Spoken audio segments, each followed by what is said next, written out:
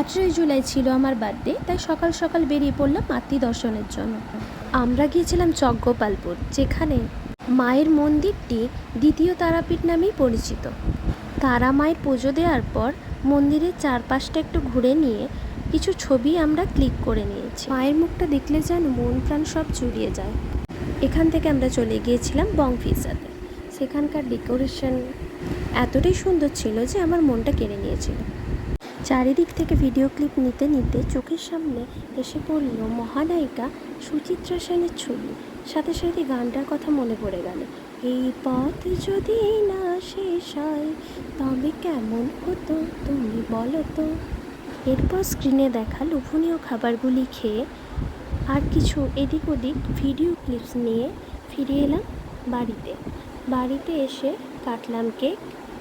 এইভাবে আমার 18ই জুলাই বার্থডেটা সেলিব্রেশন করলাম। দেখা হচ্ছে পরের ভিডিওতে। টাটা।